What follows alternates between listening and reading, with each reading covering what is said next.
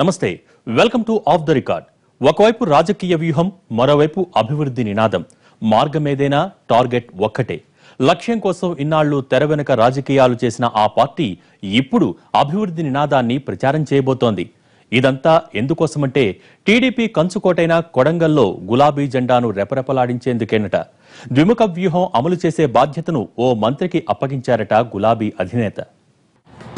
ముఖ్యమంత్రి కేసీఆర్ ను ఢీకొడుతున్న Telangana TDP MLA Revanth Reddy సొంత నియోజకవర్గం కొడంగల్ పై గురిపెట్టింది టీఆర్ఎస్. ఆపరేషన్ ఆకర్ష్ లో భాగంగా కొడంగల్ నేతలకు వలవేస్తున్నారు.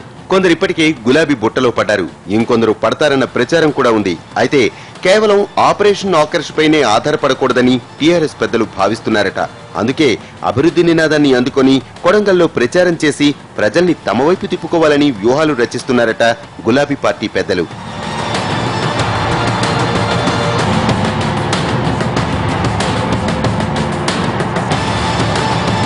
రేవంత్ రెడ్డి ఏసీబీ కేసును ఎదుర్కొంటున్నారు. విచారణ ఎప్పటి వరకు సాగుతుందో, ఈ కేసు ఎప్పటికీ కొలిక్కి వస్తుందో తెలియదు. అయితే త్వరలో జరిగే అసెంబ్లీ సమావేశాల్లో రేవంత్ పై వేటు వేయాలన్న ఆలోచనలో ప్రభుత్వం ఉందన్న ప్రచారం జరుగుతోంది. అదే జరిగితే రేవంత్ రెడ్డి వచ్చే ఎన్నికల దాకా ఆగాల్సిందే. ఈలోగానే రేవంత్ రెడ్డి రాజీనామా చేసి ఉప ఎన్నికలకు సిద్ధమవుతారని మరో ప్రచారం కూడా జరుగుతోంది. ఇందులో ఏం జరిగినా మళ్లీ అక్కడ రేవంత్ రెడ్డి గెలవకుండా చేయాలన్నది టీఆర్ఎస్ వ్యూహం. అందులో భాగంగానే కొడంగల్ పై గులాబీ పార్టీ పట్టు బిగించే ప్రయత్నాల్లో ఉంది.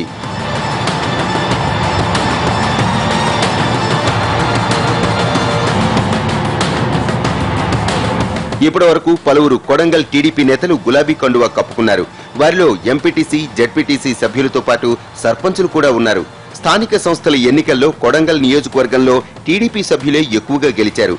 వాళ్లందరినీ విడతల వారీగా పార్టీలో చేర్చుకుంటోంది టీఆర్ఎస్. క్షేత్రస్థాయిలో పార్టీని బలోపేతం చేసుకుంటోంది. అయితే కొడంగల్లో అభివృద్ధి పనుల ద్వారా జనాన్ని కూడా తమ వైపు ఆకర్షించాలని టీఆర్ఎస్ పెద్దలు భావిస్తున్నారని సమాచారం. ఇందుకోసం పాలమూరు ఎత్తిపోతల పథకాన్ని వాడుకోవాలనుకుంటున్నారట.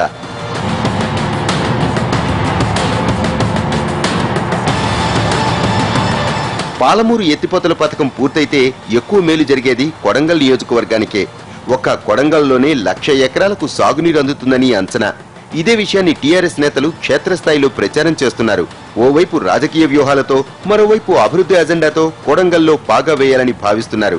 ద్విముఖ వ్యూహాన్ని అమలు చేసే బాధ్యతను మంత్రి హరీష్ రావుకు అప్పగించారని తెలుస్తోంది.